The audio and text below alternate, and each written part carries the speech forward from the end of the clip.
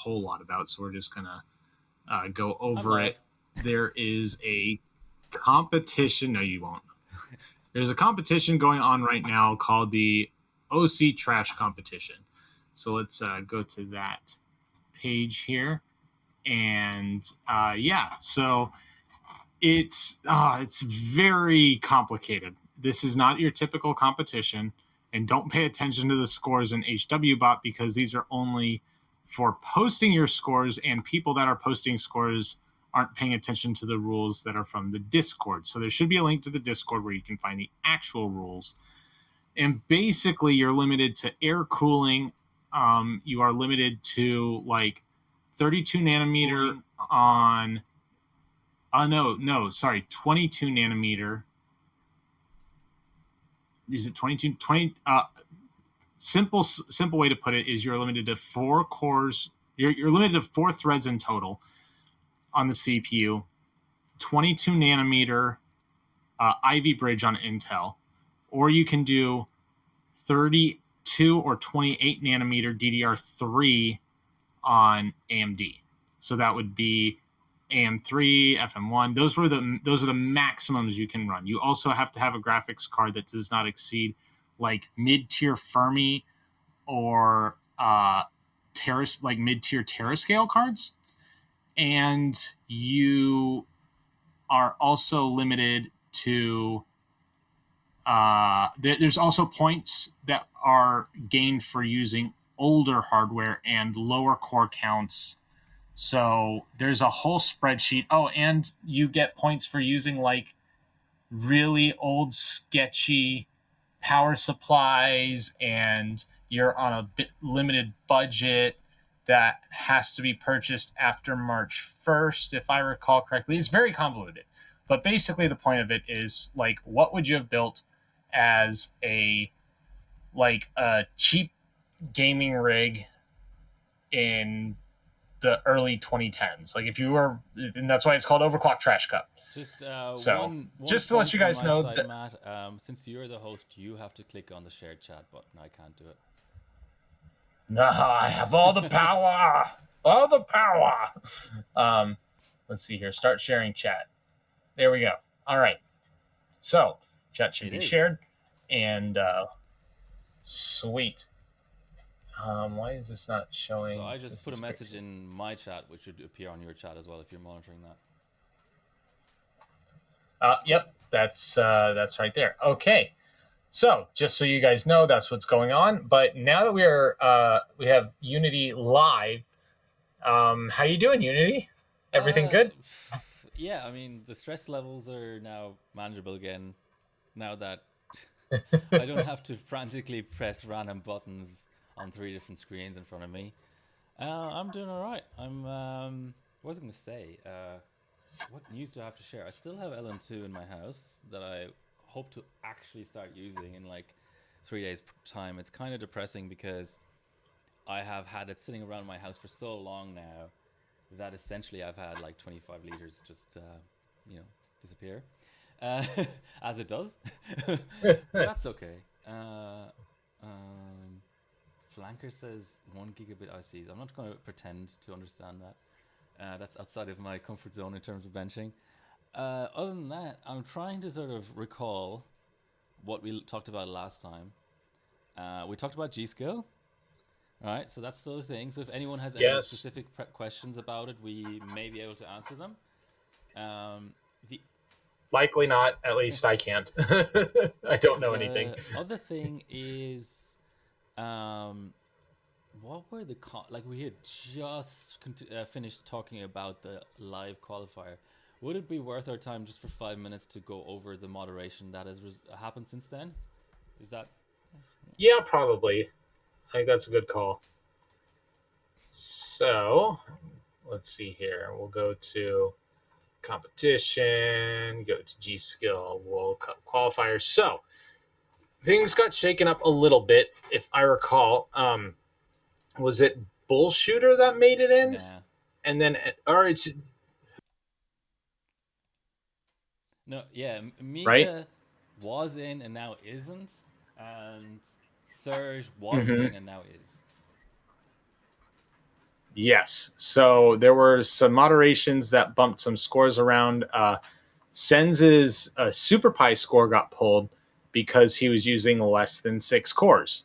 So to explain to people, typically in an overclocking competition, when there is a core count restriction, that means that you can only use up to that many cores. However, in a benchmark like SuperPi, where it's single threaded, you would be able to use a lower core count than the maximum. G Skill live or G Skill qualifiers and G Skill live competitions are different, where you are required to use the exact core count and thread count as described in the competition. So if you disable so for example, the limit here was 6 core, 6 threads. If you were to disable like 2 cores and you were only at 4 core, 4 thread, that is not a valid submission for the competition. So just, and that, I think that even applies to memory frequency. So that is something to keep in mind when getting involved in these qualifiers. And it cost Sen's first place. He went from first down to fifth. Now he's still qualified.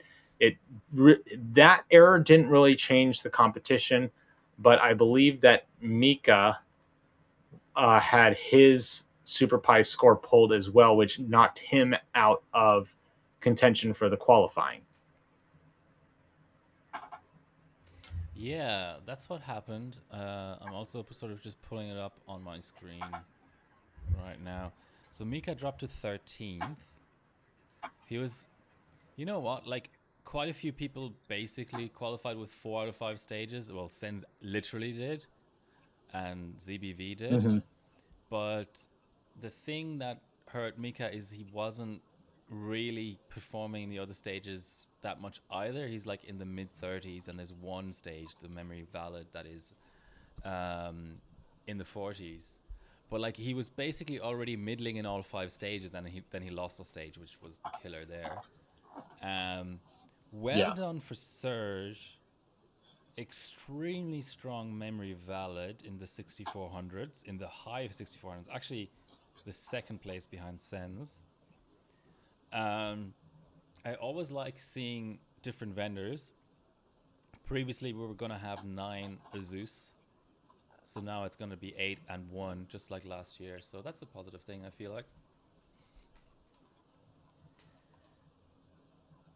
Yeah, it's definitely going to be interesting, and it does shake things up a bit because Surge was not at the main competition last year, or was not participating in the main competition last year, if I recall He was correctly, right? there, but he didn't do very well because he had split responsibilities. He Okay. was like there as a like. I mean, I forget even what the rules are.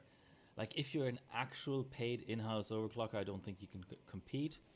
But like the in-between thing of like a Gigabyte sponsored overclocker, like he still had responsibilities with Gigabyte, as far as I understand, and he had to do the Ah.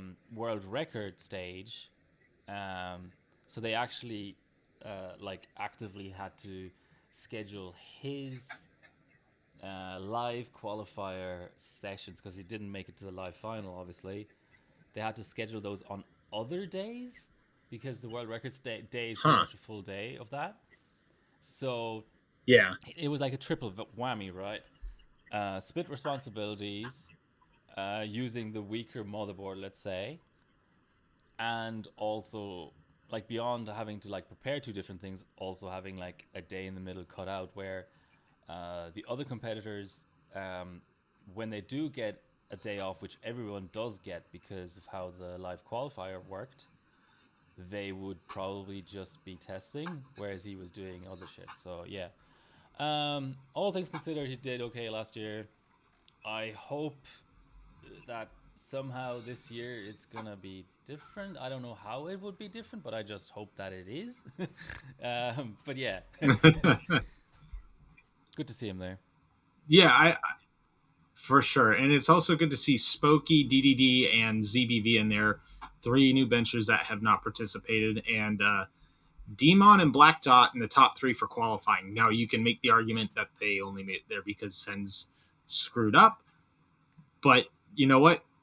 That's how competitions go. So, I mean, like, if that were to happen in the main comp, exact same result, they would be second and Yeah, and third. just because I Uh, just pulled it up for reference, the online qualifier results last year were Sen, Sebi, Bissell, Black Dot, Serge in fifth, Demon in sixth, Mika, Lumi, Jiacheng, and Zero Dan was unlucky 10th.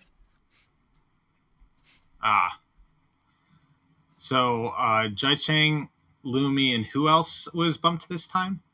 Oh, Jiacheng wasn't qualifying either way. Oh, so you mean in comparison to last year? Yes, Mika and Jiacheng and Lumi, those three. Mika. That's right. So they made some way for some new faces, some rookies to show up, and they've got some stiff competition. They got some veterans and a couple champions that they're going up against. So it's going to be interesting. Sebi and Sens have both won. Is anybody else that's qualified? Is anyone else a former champion? I don't think so. My memory really only goes back 3 or 4 years, and that's two Sens Mm-hmm. wins and one Sebi win that I remember. I mean, we could try and look it Yeah. up, but going back that far, you're starting to talk about like people who are kind of semi-retired now, you know. So in terms of people who are actively still in the scene, I don't think there are any like former champions really. Correct me if I'm wrong, chat or Matt, but I don't think that's the case. Gotcha. Yeah, I've got no clue. My history lesson here is very limited, but it's going to be exciting to meet all these guys. I've met a handful of them already, or I say a handful. I've met two of them. I've met Black Dot and Sebi. Both are excellent benchers, and it would be very hard for me to like.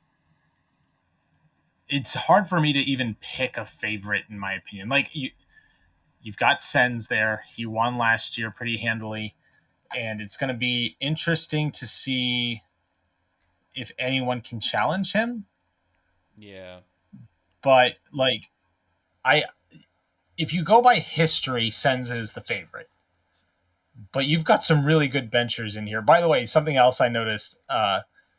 It was like just after G Skill qualifying ended, I saw Demon in the DDR3 Discord chat for HW Bot messing with G-Die on Nice. what was it on his 9900K. It's hilarious. That guy, he's like, oh, I qualified. Now I'm going back to some fun benching. So I really like that. He's Absolutely. and I'm really wondering. I don't know how many of these other guys do legacy benching, So just because I but have it pulled Demon, up, just for reference, right? Are you ready for all the winners back to 2014? yes, let's do it. 2014, Splave. 2015, Kin Ah, Lam. 2016, Splave. 2017, XA, Extreme Addict. 2018, Dan Cop. 2019, Dan Cop. So for whatever reason, a few years are missing here. I know 2020, it just didn't happen because of COVID.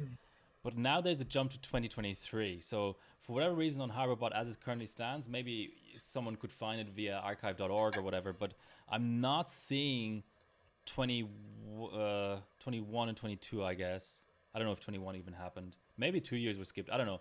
But then, so there's a jump from 2019 to 2023. 2023 won by Sebi, and then obviously 2 Sens wins in a row.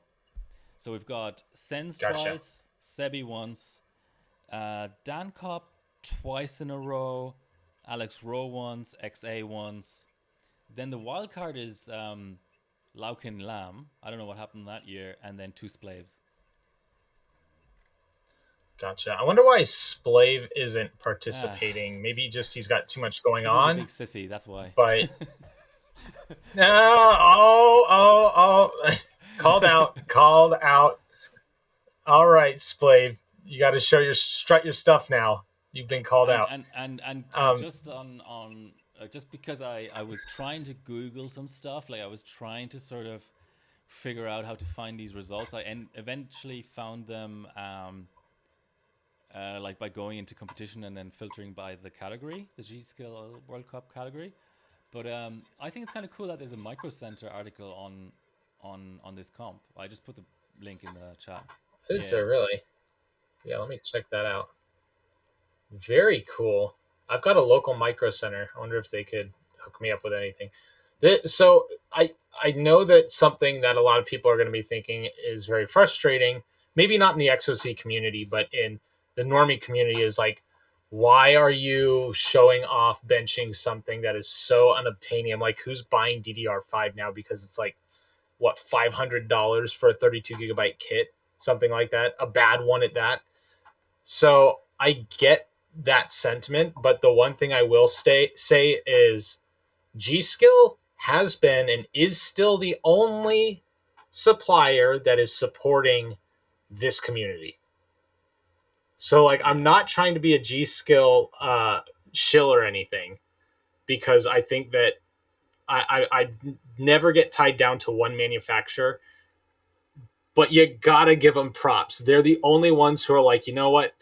We get that this sucks for a lot of people, but we still want to show how awesome this can be. So I really think that's cool. I think it would have been cool if they had included DDR4 and maybe some DDR3 stuff that's more obtainable. But there's also the logistical nightmare of dealing with that many participants and that many stages. Like, you're literally talking about tripling the size of the competition, which would mean either diluting the prize pool or increasing the cost threefold. Just a random trivia question. I don't know if you're ready for this, but I'm going to cut it off at 2018. Between now and 2018, what is the only other live comp that happened in that time? I'll open it up to chat as well. Let's give it like 30 seconds or something. Please don't look it up. Just guess. What? And like 2018 is a bit of a hint, because I would cut it off earlier or later. Like, that's the year that I'll give that hint. Like, that's the year that comp happened. What other vendor ran a live comp?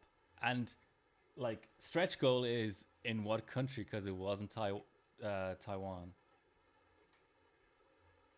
I'm gonna guess. Sebi says something in the year 2080. Sorry, mate. We're not there yet. We're not time travelers. I was gonna say Corsair in Germany. No, incorrect. That is my guess. Sebi, but what on what both do you mean counts? by GOC? People aren't familiar with that. You have the right answer, but just could you just mention the vendor?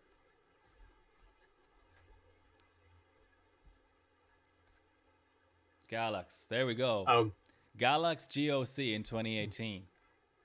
Isn't that a blast wow. from the past? Cool. That's crazy. And now the stretch goal to the stretch goal. Who won it? Oh, dear gosh. Nope. Splave. I have no idea. Let me scroll back to that comp again. Not OGS. That is incorrect. I give people another little bit of time. It is now up on my stream, so it's going to get spoiled for people on my stream. Ralph is pretty much retired now, but the lineup is a bit like retro, because there's a lot of retired people in these top 5, top 6 even, or top 7. Ralph, who are they? Dan Kopp, both of those are pretty much retired. Lucky Noob still around, but not competitively. Wizardy very much retired. Little Boy, I don't even know who that is, so must be retired. 6 is Bob and Zed, also retired, like both literally and like as in, you know, personal life retired. Dr. Wheeze, also very retired. You've got to go to 8th and 9th to find people who are still active, which is Bullshooter and OGS. Wow, that's crazy. So in less than a decade, all those guys retired. That's crazy, and they were qualified for a competition. Okay, so let's do some brainstorming here. We've been talking about G Skill. We're both very excited to be going. I got my flights booked, working out all the minor details. I'm going to be Unity's lackey for setting up the stages, or not the stages, but the stream. He'll be telling me where to run cables and stuff, hopefully. And but let's theory craft here a little bit. Who would you like to see host as a vendor, host a competition, and in what format? I mean, maybe I'm showing off my bias here, but it's been so many years since Gigabyte did anything in terms of competitions. They'd never do it. I'm kind of using reverse psychology here. If anyone's watching from Gigabyte, like you would never do that, but like I think it would be fascinating because like So the it, likes of Asus, right? Like this is already kind of an Asus comp, so Asus hosting something wouldn't really add anything. I guess you could enforce Asus RAM, but like that would just be stupid. So yeah. MSI, um, that would be fascinating if they went all out and actually like had stages that are on lightnings. That would be fascinating. But I think that would be like Okay, Lightning quite unrealistic. Lightning GPU, Lightning or you are required to use an MSI GPU and an MSI motherboard. That would be cool. Yeah. But in terms of what I find at least somewhat realistic, I mean, totally honestly, I would say that we're closer to having 0 live comms than 2 live comms. Let's just be frank about that. But Yeah. if we were gonna go to 2 live comms, I think Gigabyte would be fascinating. I mean, Galax too, but they're kind of completely out of the picture. Like, it's like saying, "Oh, I'd like to resurrect EVGA and have a comp on Kingpin cards." I mean, you know, you have to be somewhat, even though this is a totally hypothetical scenario, you have to be somewhat realistic. And of the somewhat realistic options, I feel like I'll throw out a curveball. I actually think something a little bit wacky like a Kingpin hosted comp would be interesting. Ooh. So, Yeah. So there was. So this is kind of relevant and kind of not. So when StarCraft Two is big, this might still be going on. But when StarCraft Two was really big, there was a really wealthy guy who loved StarCraft Two, and he hosted a competition called Home Story Cup, and it was literally this guy had this big ass competition in his house, and it was one of the biggest competitions of the year. Like it was the one, even though there were bigger competitions as far as prestige goes, it was the one everybody wanted to attend. So it would be really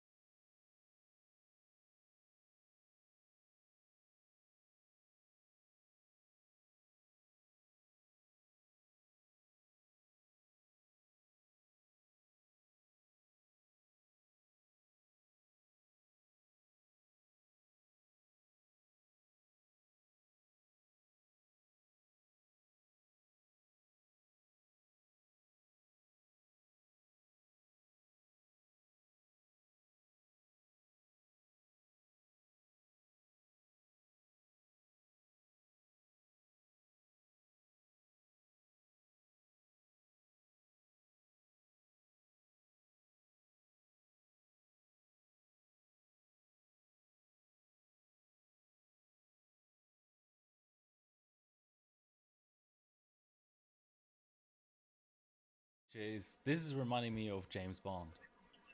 So, not James Bond the character, James okay. Bond the movie franchise in the real world. So, Okay. what the time frame in which James Bond should be set is the Cold War. That is Yes. that is where the novels are set. That is Ian Fleming's original intention. That is where the idea Mm-hmm. of an old school spy who doesn't do like cyber hacks but just like kills some baddies and does some espionage like on the ground makes the most sense. However, Yeah. product placement. Whatever studio, and it's changed hands a little bit. It went from Eon Productions to now being owned by Amazon Studios. No matter how deep the pockets of the studio which owns the James Bond franchise, they are not willing to forgo product placement cash. And you can't product place Okay. a product that is out of production. And it's kind of like that Okay. with overclocking. Now, I take your point of if it's an extremely wealthy individual, he or she can do whatever the fuck they want. But even so, even in that kind of context, like, let's try and stay a bit realistic. Like, I guess he can do non-hardware related type placements. Like, I can compare it to Warcraft 3, where certain wealthy individuals do host tournaments, but then they'll do Mm-hmm. like an ad for beef jerky. You know what I mean? Like, that's the kind of way to Yeah. go around that. Yes. Which again, I've harped on this a little bit in the past, and I don't want to have this derail anything, but I think that Red Bull would be a fantastic sponsor for Okay. overclocking. I mean, they sponsor Age of Empires 2 tournaments. If they can sponsor those, why the hell wouldn't they sponsor extreme overclocking? So, but I'm gonna walk back a little bit when you say that a product, you have to be doing something for product placement. I would say legacy plays a lot into people's perception of a brand. So, for example, if you are running, I'll just say, we'll say Sandy Bridge. You're trying to beat a world record on Sandy Bridge in a competition. And if you're using an Asus motherboard, there's a sense of legacy there that says Asus did this. I still want Asus. It may not be for this particular product, but I trust the brand because they have a legacy of high quality for overclocking. Does that make sense? Oh yeah, I totally agree. However, you're still fighting a losing battle because if you use new products, you have both the legacy and I could go out and buy this shit if I wanted factor. Whereas with the legacy, you only have the legacy Yeah. factor. So you're kind of having your return on investment basically.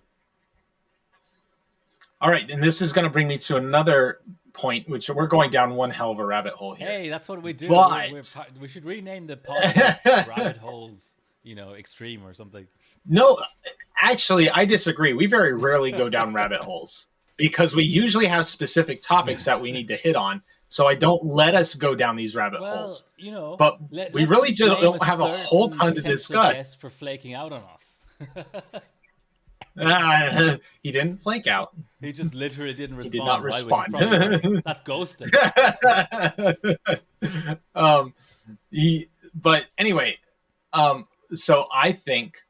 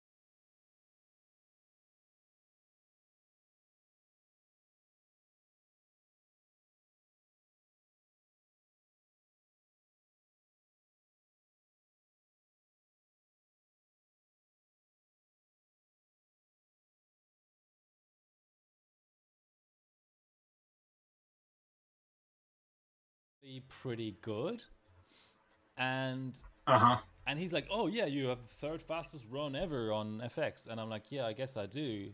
Behind Der Bauer and Hivesman. Well, the other way around. Hivesman is first, and Der Bauer is second. Um, so I kind of, in the context of that conversation, got the itch of rerunning. Um, Okay. 11th of November 2024. Wow, that seems like forever ago. So yeah, a 6-1 run through 32M on PSC. I don't know if you have it up on your stream, but I have it up on my stream. Let me just get Matt's video as well. I had it up. Then I looked at my score because I'm second. Yeah, I think that was part of the reason. But I'm also 400 megahertz behind you. That was part of the reason I ran it, I think, but also the points, obviously. So yeah, I just have it up on my stream. Like, I mean, I immediately know I can do a lot better. Like, I'll have to look at my bench notes, but I reckon, because it's always a balancing act between CPU Northbridge and memory frequency and HT frequency and whatever else, right? Mm-hmm. I think if I was going all out on core, the chip would do 8150 or 8175. I don't even think I picked the absolute best core here, and there's always a chance of optimizing vCore and mount, right? So A2, yeah, maybe not, but I feel like it would do close to it.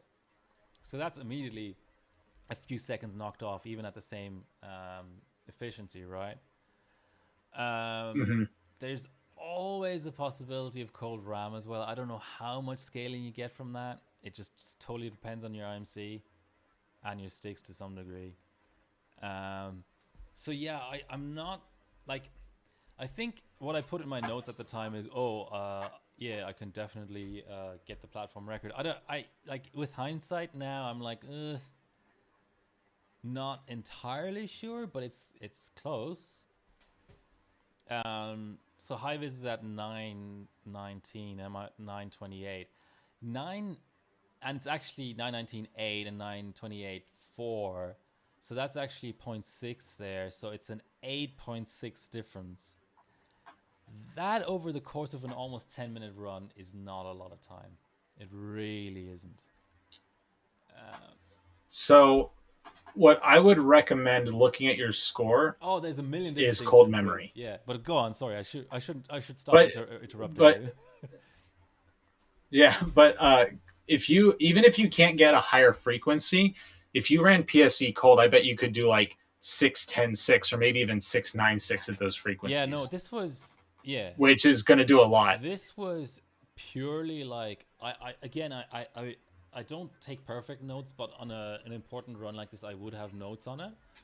And I imagine what my notes would say is core maxed, plenty of fails, rerun.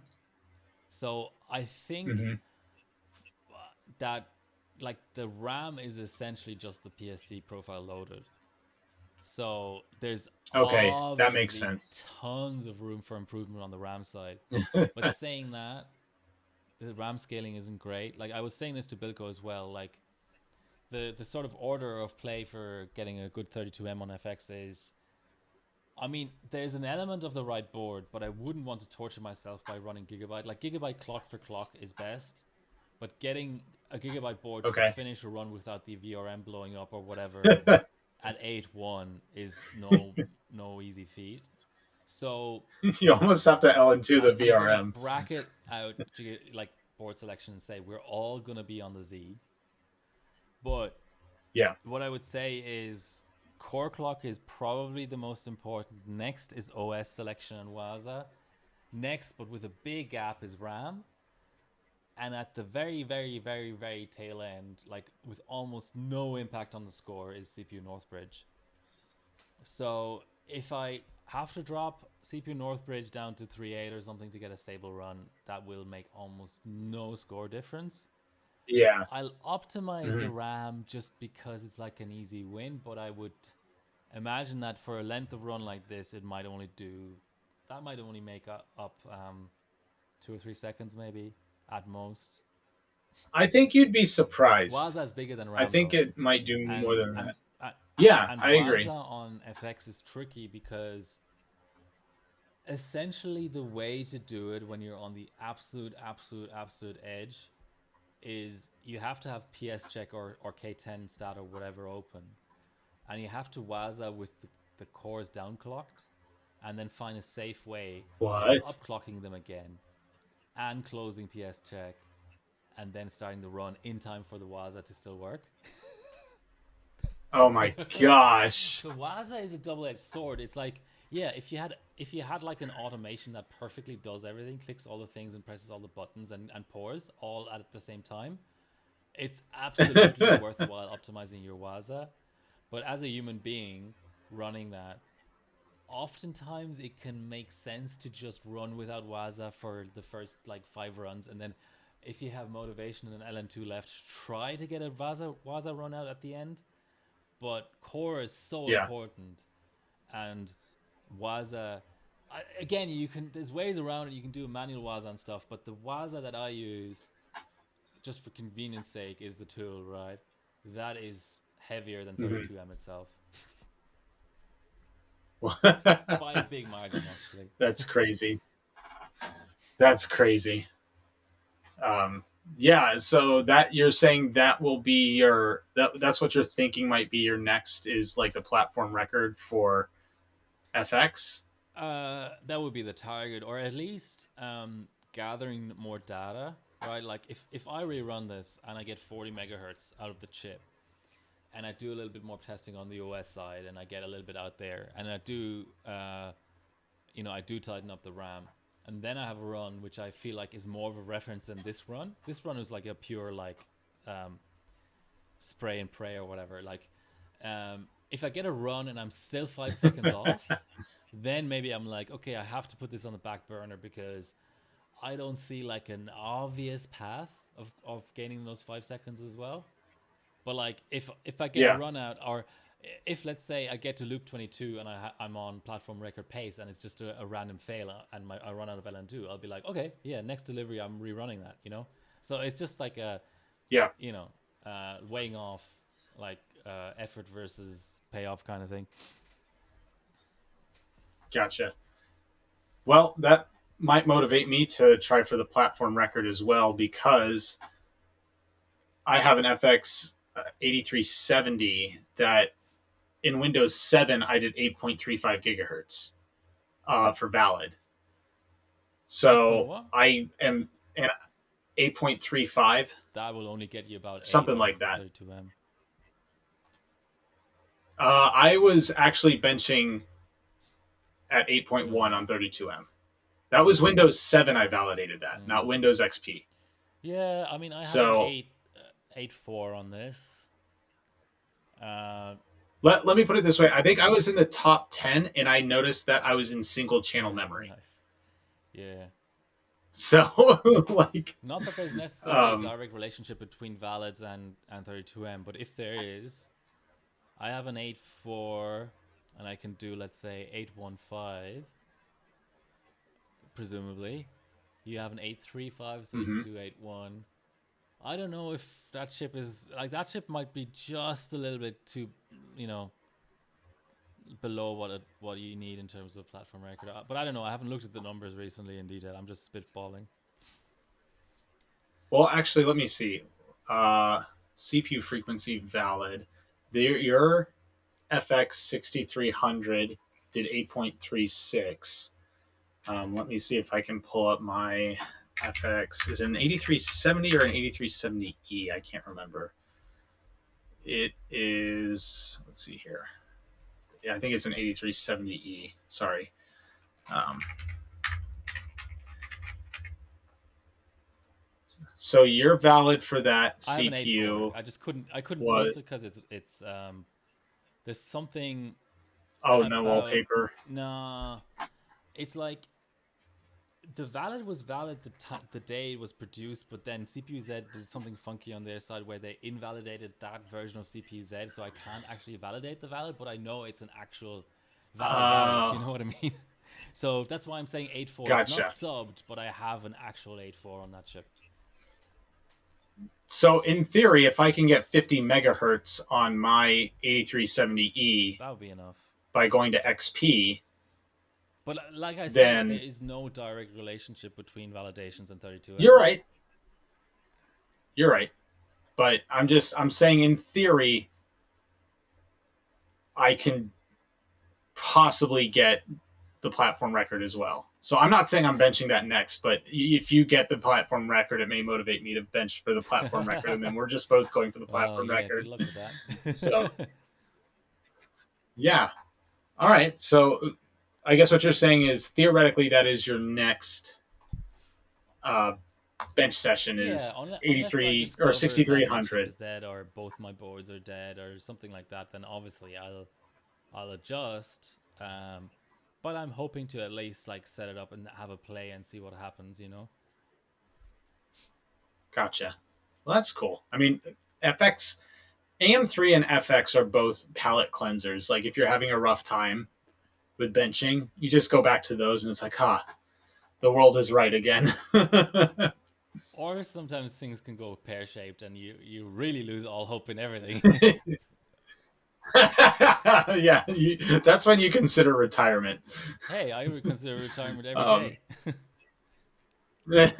And then maybe just because it's the same chip and sometimes these things can be run back to back, I would also be interested in having another play in Cinebench because Mat 26 LFC took my 11.5 and 15.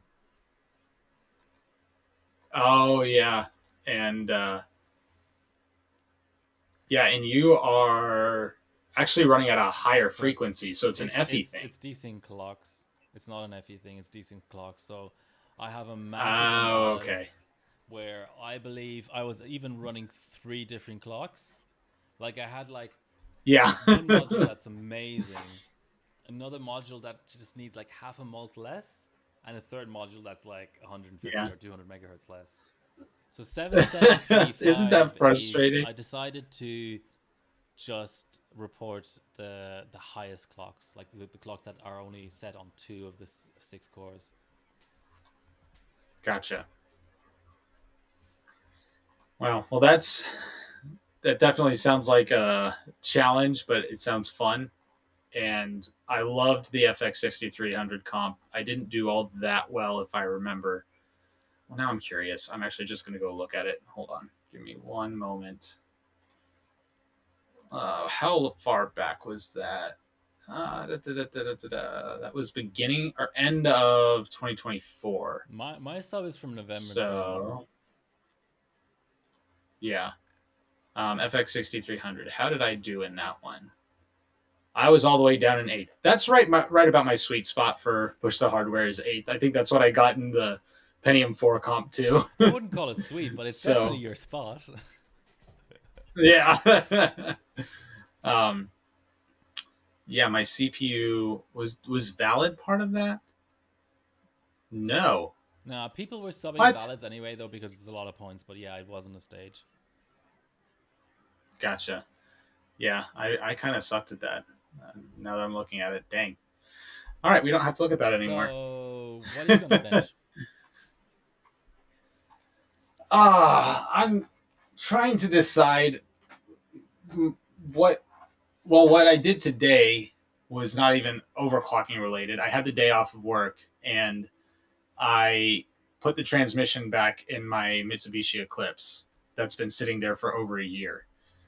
So finally got that car put back together.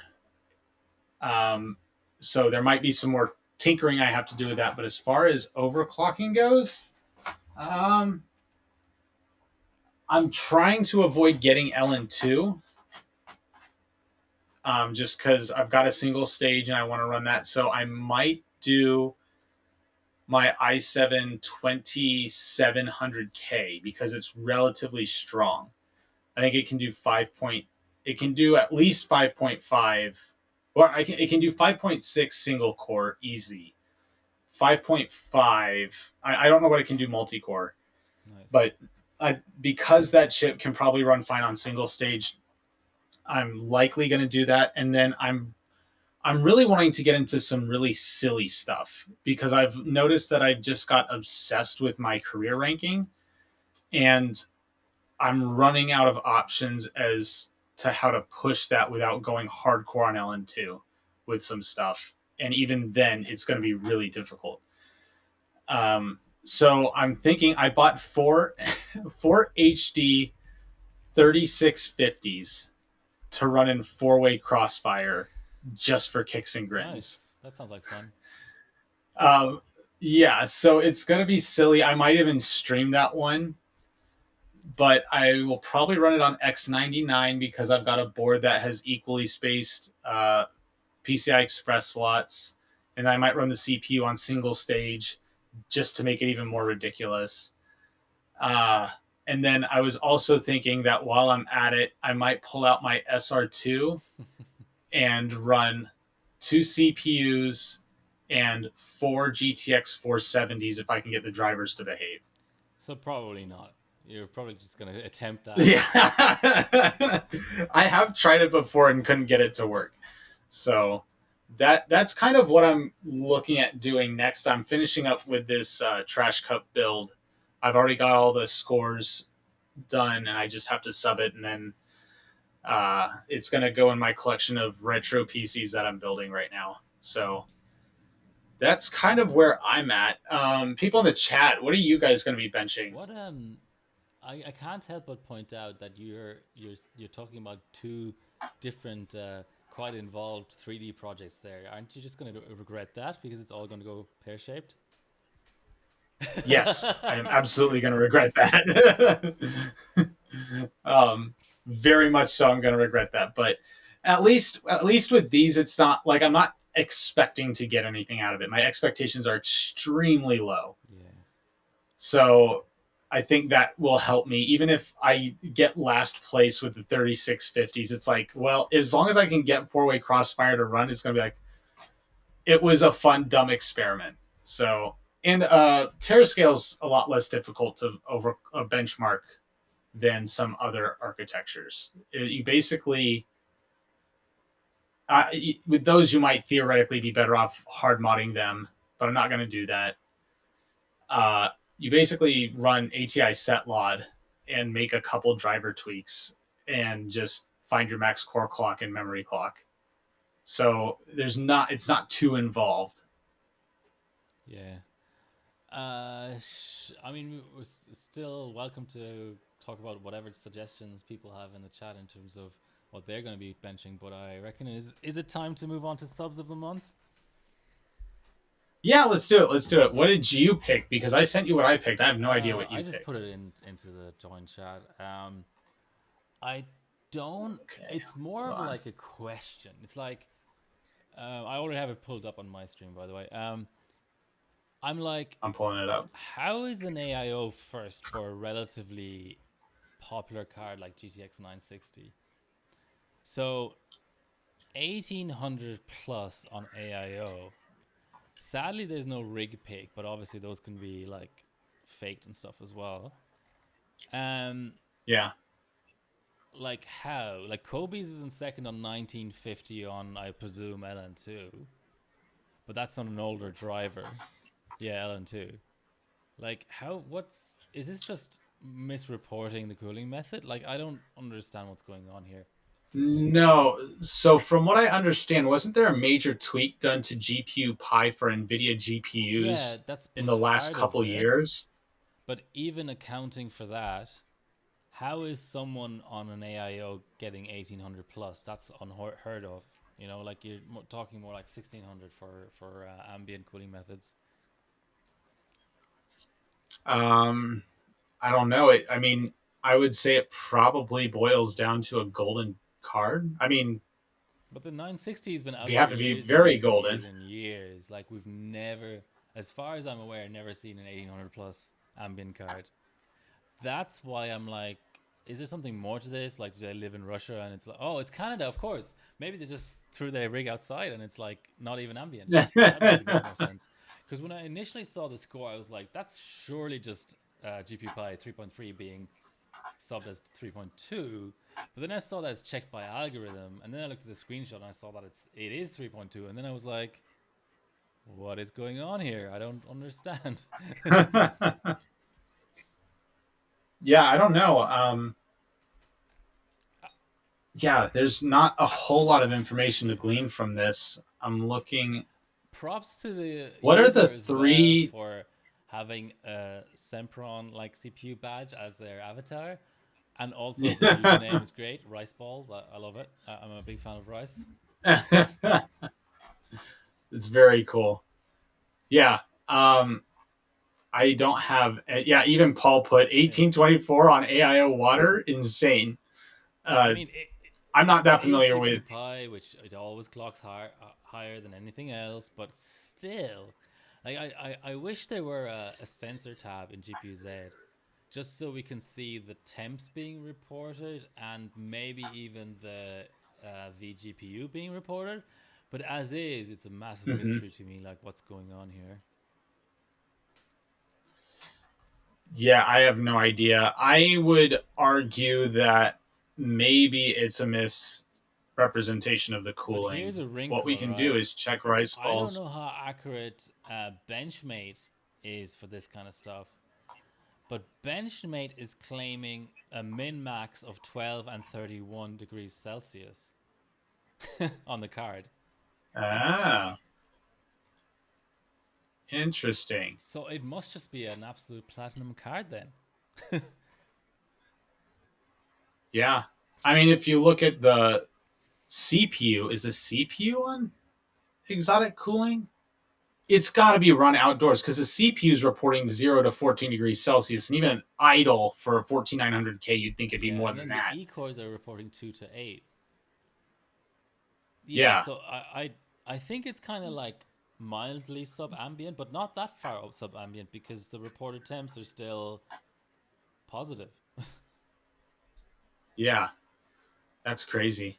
Um, well done, though. I like that. That's really cool. It's always fun finding these weird scores. Yeah. Clearly used MSI Afterburner for overclocking, has a Brave browser up with Explorer open, Benchmate, an Elmore tool, Task Manager. It looks like, what is the HW? Is that Heaven? Three instances of Heaven open. Yeah, it's funny, isn't Uh, it? maybe that's the new tweak. Sure. I don't know. uh, yeah, very cool. I don't understand that score at all with all the random crap still open. I wonder if he's connected to the internet. So who the hell Yeah, but knows? for Ben, for Uh, like, I kind of hate all this stuff. Like, I would close those windows because it's buggy. But if you're running a compute bench on your GPU, I can kind of forgive him for that because like the network card drivers don't run on your GPU. Windows Explorer doesn't yeah, run on your GPU. Like you're kind of safe, you know? yeah, and you're not CPU limited at all Yeah. with this benchmark. This is one of the few 3D benchmarks which isn't even 3D, but it's one of the few GPU It's what I benchmarks call that 2.5D. has. Yeah, this is one of the few that has zero CPU overhead with it. Um, you might struggle to run this on like an Athlon 64 939 CPU, but even then, I doubt it. You'd have a harder time getting Benchmate to run than getting the GPU to run efficiently. Yep.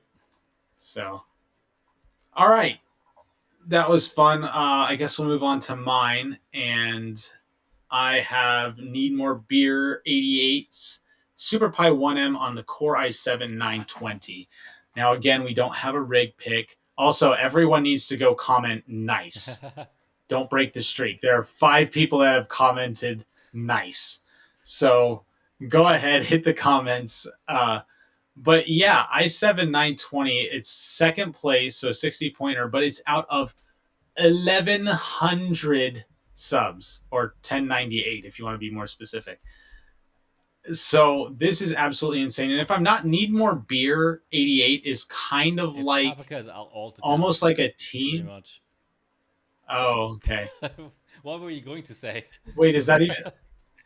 I thought it was like a team account of some kind, like a group Look, account. it's 775, right? It's a bin fest. Like, okay, sorry, it's It's not. My 1366, seven but nine twenty. okay, let me revise my statement. If this were a 775 need more beer score, I would say it's pretty much 99% Tabaka because he does all the bidding for 775, and he also provides like that Yeah. wacky OS with the taskbar on the top and the Chinese letters and whatever else. So like if Hmm. he's providing the OS and he's providing the chip, how much of a team account is it really? Like, what's everyone else doing? Like pouring or I don't what? know. You know? Uh, but since it's 1366, I'm gonna go out on a limb and say this may be either a Lumi or ground pre-binned CPU. So yeah, now we're more Okay. squarely in the region of an actual group account. Um, 250 Yeah. FSB. I mean, the two. Yeah, that's isn't the 920 usually FSB limited, but 250 doesn't sound like a lot to me. It's Yeah, 275 if you use because of the multi-block. 1.97. Okay, I missed the second Yeah. CPU Z window there. So 676 2200. That's getting up there. Are they? How is there? What? How? It, do you see how? I mean, you probably don't have my stream open, but why is there only a processor tab for hardware details and nothing else? Are you seeing the other hardware details? That's the same. There are none. That's one thing I was gonna complain about is that it doesn't say memory. It doesn't, which I neither here nor there. I We know it's DDR3, but there's no motherboard listed. Like, did they do this I on guess this is like? valid. This is legal because technically you only have to provide the details of the active component, but certainly an odd Mhm. choice. Are they intentionally hiding something? Like, did they find some sort of FSB tweak on a particular motherboard and they want to keep the motherboard secret for as long as possible?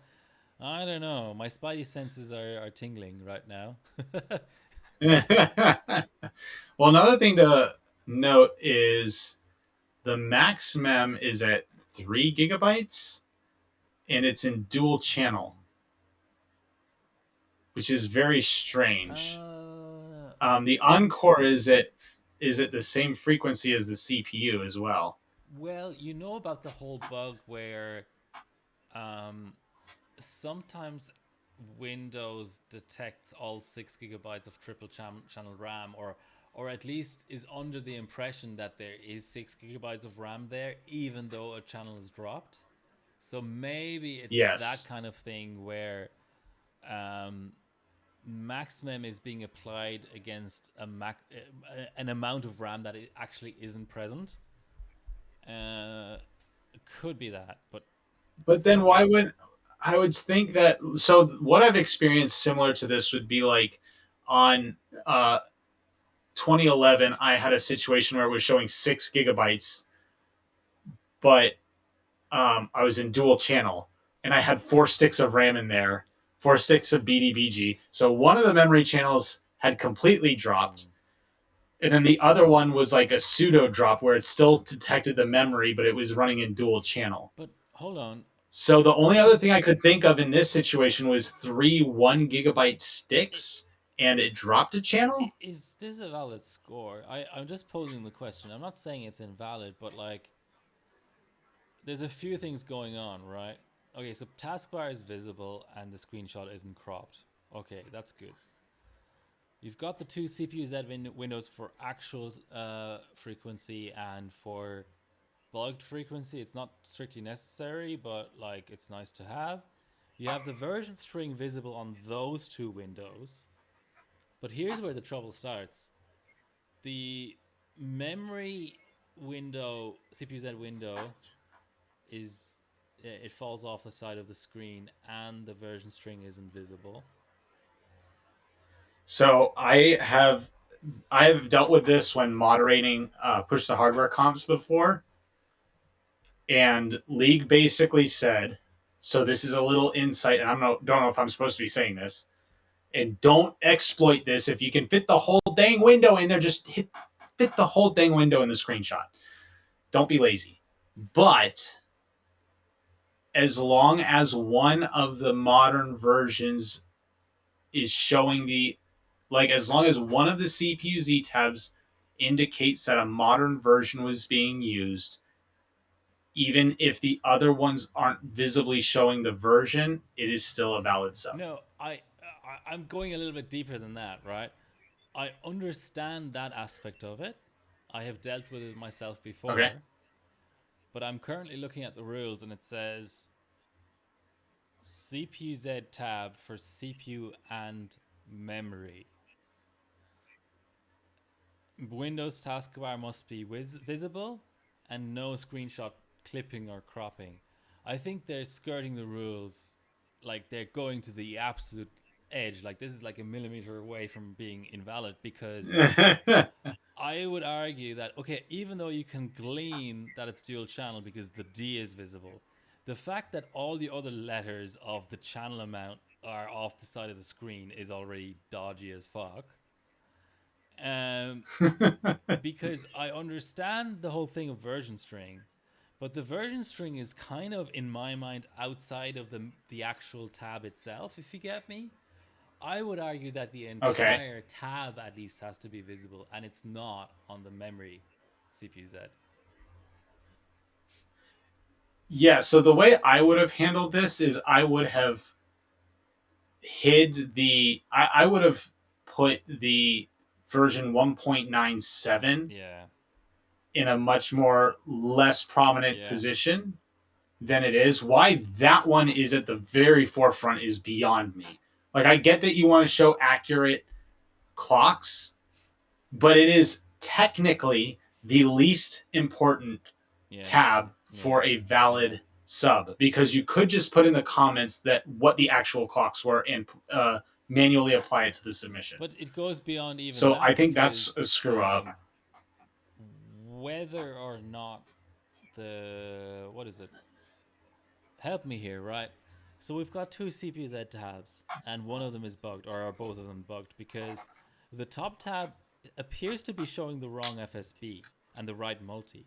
The bottom tab appears to be showing the wrong multi and the right FSB. Am I correct in saying that? So Yes. you're Well, not really adding any details to the sub in a way because both tabs are bugged to varying degrees. Like, but anyway, all that aside, like you say, the way to arrange, well, first of all, you can change the, I mean, depending on how stripped your OS is, but like, I get that 1M is faster on a lower screen res, but one would hope that post run you can then increase the screen res without the rig crashing. But even if you can't do that, uh, the way I would have arranged the windows is I actually wouldn't have had two CPU tabs. But if you're insisting on that, I would have put the memory right underneath the 2.15. Maybe no, you can't cover the word version string. No, so what? Yeah, I would have you put it underneath there, but the bottom part of the memory tab is actually completely bereft of information. It's all just like blank space. So having that drop off of mhm. the monitor is kind of safe, right? So you could have Yes. easily fit that below the 2.15 CPU tab, and then the remaining one I Hmm. would have best efforted that down at the bottom right where the memory tab is. And actually, even the whole like covering up of the loop numbers and stuff could have been avoided by just shoving that window down a little bit. But that's a nice to have. That's not necessary for the score to be valid. Only the actual second numbers are necessary. But just as a nice to have, I would have shoved that Really? window down and had the loop numbers also show. As it stands, it's Yeah. like, yeah, it's a bit of a dog's breakfast, to be honest.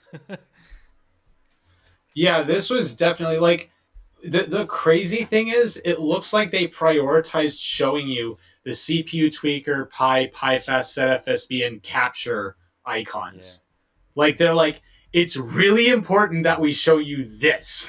That's what it looks like. And it's like, that is completely irrelevant to the Yeah. submission. And I know they did it that way to get the version on the CPU Z tab for 2.15 because you have to have that for a valid sub. But the way it looks, it's like, you guys really need to know we used CPU tweaker for this sub. Yeah. And So, again, like this is all just a nice to have, but in this kind of situation, what I would like to see is for the subber, if it really was a question of, well, it was really hard to get screenshots, we would get 20 valid runs in a row, but the screenshot would cause a crash.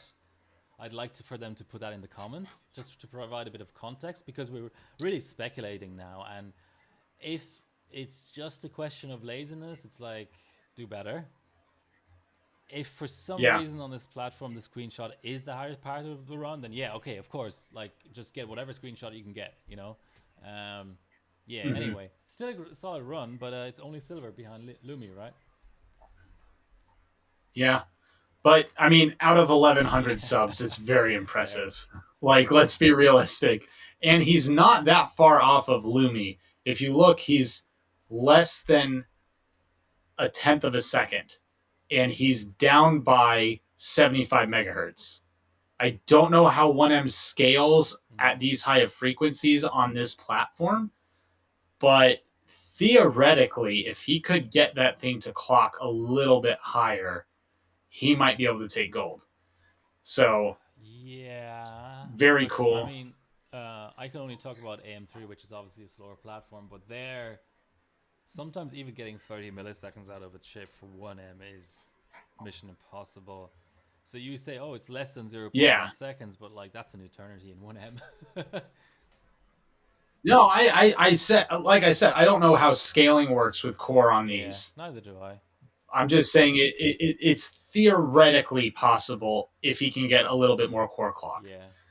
But I do want to, since we're discussing screenshots, I want to go ahead and pick your brain and see if you know. So there has been discussions about using a capture card for getting screenshots and whether or not that is legal. Do you know if that's legal or not? I would assume it is. Well, Team USA in Country Cup 2023 admitted to using capture cards for the FX Valid stage. I mean, Yost did at least. And me being on a competing team, I didn't see any issue with that. I didn't raise it with the mods or anything. Um, I mean, Okay. at the end of the day, you're kind of grabbing a like a pixel perfect version of the output in a sense anyway, or you can. So does it really matter if you Mm-hmm. get it off of the internal circuitry of your motherboard or an HDMI? Like that's really splitting hairs, isn't it? Yeah, no, I don't see a problem with capture cards. In fact, I think in some ways that might be the only way to beat some scores. I'm trying to think of an example. Like if you're going for a competition where you have to have a screenshot, like often taking the screenshot is much harder than validating CPU Z. So like, Next are stage you is the really gonna perfect punish somebody comparison, for right? Like the perfect example. Um, what would be? Oh, the FX, yeah. like we went without a capture card, and I was there for all the valids. Like we kind of like tag teamed all the valids, and Mm-hmm. yeah, a significant amount of time was spent redoing scores because, well, not really redoing scores, but like you'd have a valid, but then you and a valid like a you know a non-corrupted valid, um, Yeah, but then the rig just dies before the screenshot. So you're essentially benching everything twice because you can only ever expect to get one of the two pieces of a valid score each boot, let's say. And I guess with the capture card, gotcha. you're kind of avoiding that. Yeah, I just wish there was a hard and fast ruling, which I guess I could just ask League, and he'd probably tell me one way or the other. But it'd be nice to have it in writing on the site because I think some people that don't use capture cards get a little butt hurt when somebody does use a capture card, especially for something like Valid. So Predictable though. Anyway, Like, there's absolutely no obligation for a bencher to keep the metadata inside of the JPEG or whatever, right? And certainly from a picture quality perspective, it's not detectable. So it's a little bit like LOD in the sense that maybe we would prefer to go without it, but LOD for the longest time was undetectable, so it had to be allowed because how do you moderate something that's undetectable? yeah, that's fair. So okay, yeah. I mean, it. The funny thing is, like, if it's a cheat, which I don't think Mark it is, says but if it's a Leaf said it's cheat, okay in 2021. okay, good to know. All right, we don't have to debate that anymore. Um, it's getting late for me, Oh, which but that was fun. yeah. So yeah, we got into a pretty heated I discussion mean, there besides for a little the bit, which was cassette tape exciting. discussion, which was like that was as tough as molasses to trying to get through that. But other than that, it was a fun stream. Yeah, I had a blast. So um, until next time, everyone, it was good seeing you. Thank you for joining us, and I will catch you guys all in the next one. Have a good one. See you guys.